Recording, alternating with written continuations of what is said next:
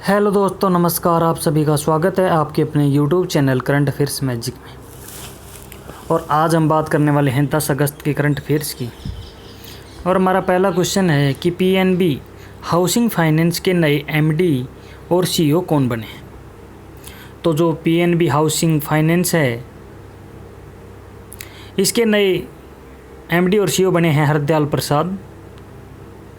और जो हरदयाल प्रसाद हैं, ये एसबीआई कार्ड के पूर्व प्रमुख हैं और इनको नीरज व्यास की स्थान पर इनको नियुक्त किया गया है।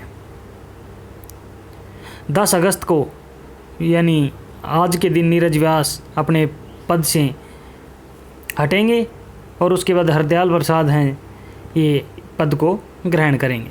जो मल्लिकार्जुन राव हैं, ये पीएनबी बैंक के अध्यक्ष हैं। PNB housing finance head office है नई दिल्ली में और इसकी जो टैगलाइन है वो है घर की बात। हमारा अगला क्वेश्चन है कि नई इलेक्ट्रिक वाहन पॉलिसी किस राज्य सरकार ने शुरू की है। तो यह शुरू की है दिल्ली सरकार ने। और दिल्ली सरकार ने राष्ट्रीय राजधानी के लिए इलेक्ट्रिक व्हीकल पॉलिसी का शुभारंभ किया है। और इसके तहत नई कारों के लिए जो पंजीकरण शुल्क लगता है, रोड टैक्स लगता है, उसको माफ़ किया जाएगा और 1.5 लाख रुपए तक की प्रोत्साहन राशि भी प्राप्त यहाँ पर प्रदान की जाएगी। और सरकार का लक्ष्य रोजगार पैदा करने के लिए दिल्ली की अर्थव्यवस्था को बढ़ावा देने और राष्ट्रीय राजधानी में प्रदूषण के स्तर को कम करना है। इलेक्ट्रिक वाहनों पर फेम इंडिया फेज 2 नामक केंद्र की यहाँ पर योजना पहले से ही चल रही है, जिसके तहत केंद्र सरकार कुछ प्रोत्साहन राशि प्रदान करती है और दिल्ली सरकार की योजना केंद्र की योजना के अतिरिक्त होगी और लोग दोनों योजनाओं के तहत यहाँ पर लाभ उठा सकते हैं। इसके बारे में और बात करें तो इस योजना के अंतर्गत दिल्ली सरकार ऑटो, ई रिक्शा और मालवाहक वाहनों के लिए 30,000 तक की प्रोत्साहन राशि देगी, जबकि नई कार के लिए यहाँ पर 1.5 लाख रुपए की प्रोत्साहित राशि देगी। नई ईवी योजना प्रगतिशील के रूप में और नीति उद्देश्य 2024 तक 25% इलेक्ट्रिक वाहनों को दिल्ली की सड़कों पर उतारना इनका लक्ष्य है। जो दिल्ली के सीएम हैं वो हैं अरविंद केजरीवाल और यहाँ के उपराज्यपाल हैं अनिल बैजल।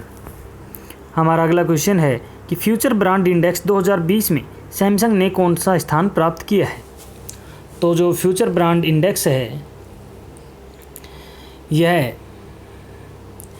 एक फ्यूचर ब्रांड नामक संस्था है लंदन की, वो इसको जारी करती है। और जो सैमसंग है उसने 3रा स्थान यहाँ पर हासिल किया है और जो 2रा स्थान है वो रिलायंस इंडस्ट्री ने किया है, यानी कि मुकेश अंबानी की कंपनी रिलायंस इंडस्ट्री, इसने इस फ्यूचर ब्रांड इंडेक्स में 2रा स्थान प्राप्त किया है। 3रा स्थान सैमसंग ने प्राप्त किया है। और यहाँ पर जो पूरे वर्ल्ड की 100 रैंकिंग यहाँ पर दी गई हैं 100 टॉप कंपनीज की, जिसमें भारत की भी हैं, जैसे नवीदिया, माउटी, Nike, Microsoft, ASML, PayPal and Netflix, Apple, ये भी इनके अंदर इंडेक्स में टॉप पर हैं। हमारा अगला क्वेश्चन है कि हुरून ग्लोबल यूनिकॉर्न 2020 की सूची में भारत का कौन सा स्थान है, भारत को कौन सा स्थान यहाँ पर मिला है।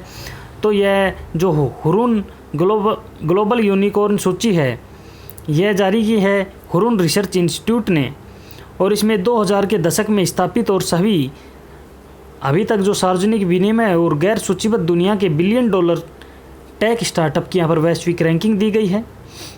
और यहाँ दुनिया भर में 29 देशों के 586 यूनिकॉर्न को रैंक दी गई है। तो जो भारत है वो 4थे स्थान पर है। और यहाँ पर भी जो भारत का उच्च मूल्य यूनिकॉर्न है वो है पेटीएम और इसमें पहले नंबर पर यूएस है, दूसरे पर चीन है और तीसरे पर यहाँ पर ब्रिटेन है। और भारत $73.2 बिलियन के 21 यूनिकॉर्न सहित 2020 में 4थे स्थान पर रहा है, जो 2019 में यह 3रे स्थान पर रहा था। हमारा अगला क्वेश्चन है कि जम्मू कश्मीर का नया राज्यपाल किसे नियुक्त किया गया है। तो जम्मू कश्मीर का जो नया राज्यपाल है वो मनोज सिन्हा को नियुक्त किया गया है और यह गिरीश चंद्र मुर्मू की जगह पर नियुक्त किया गया है। जो गिरीश चंद्र मुर्मू हैं हमारे भारत के सीएजी के स्थान पर नियुक्त हुए हैं। और जो आनंदीबेन पटेल है, ये मध्य प्रदेश और यूपी की राज्यपाल हैं। फागू चौहान, ये हैं बिहार के राज्यपाल। हमारा अगला क्वेश्चन है कि HDFC के नए CEO कौन बने हैं। तो HDFC के जो नए CEO हैं वो शशिधर जगदीशन बने हैं और उन्होंने स्थान लिया है आदित्य पुरी का। जो CM वसुदेव हैं ये HDFC के चेयरमैन हैं और जो विभू वर्गीज हैं ये HDFC के संस्थापक हैं।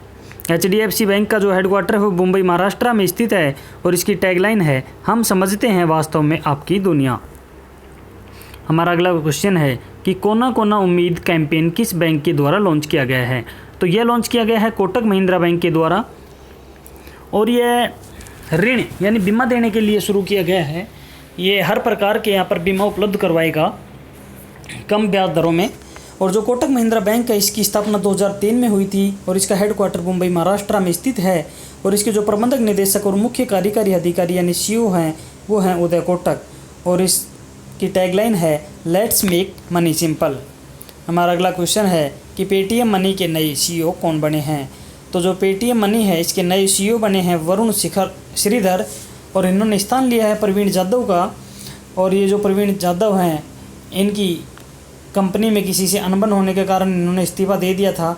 और जो विजय शेखर शर्मा हैं ये पेटीएम के अध्यक्ष हैं। पेटीएम का हेडक्वार्टर नोएडा उत्तर प्रदेश में है और इसकी स्थापना हुई थी 2010 में। हमारा अगला क्वेश्चन है कि नागासाकी दिवस कब मनाया जाता है। तो जो नागासाकी दिवस है ये 9 अगस्त को मनाया जाता है। यहाँ पर जो हिरोशिमा दिवस है वो 6 अगस्त को मनाया जाता है और हिरोशिमा के बाद में नागासाकी के 3 दिन बाद यानी 9 अगस्त 1945 को यहाँ पर नागासाकी में बम गिराया गया था फैट मैन और 6 अगस्त को जो गिराया गया था वो था लिटिल बॉय। और उसी के उपलक्ष्य में यानी कि उसी के शोकाकुल में यहाँ पर नागासाकी दिवस मनाया जाता है। हमारा अगला क्वेश्चन है कि विश्व जैव ईंधन दिवस कब मनाया जाता है। यह मनाया जाता है 10 अगस्त को और यह हर साल 10 अगस्त को विश्व जैव ईंधन दिवस के रूप में मनाया जाता है ताकि जो गैर जीवाश्म ईंधन है यानी ग्रीन ईंधन इसके बारे में जागरूकता पैदा की जा सके। और 1893 में इस दिन सर रूडोल्फ डीजल इंजन के जो आविष्कारक थे उन्होंने पहली बार सफलतापूर्वक मैकेनिकल इंजन को मूंगफली के तेल से चलाया था। और उनके अनुसंधान प्रयोग ने भविष्यवाणी की थी कि अगली शताब्दी में विभिन्न यांत्रिक इंजनों को चलाने के लिए वनस्पति तेल जीवाश्म ईंधन की जगह ले सकेंगे। और इस असाधारण उपलब्धि को चिन्हित करने के लिए 10 अगस्त को हर साल विश्व जैव ईंधन दिवस के रूप में मनाया जाता है। तो धन्यवाद दोस्तों, आज के लिए इतना ही। हम मिलते हैं नए वीडियो में नई अपडेट के साथ। तब तक पढ़ते रहिए, बढ़ते रहिए और आपके अपने YouTube channel current affairs magic को सब्सक्राइब करना ना भूलें। धन्यवाद।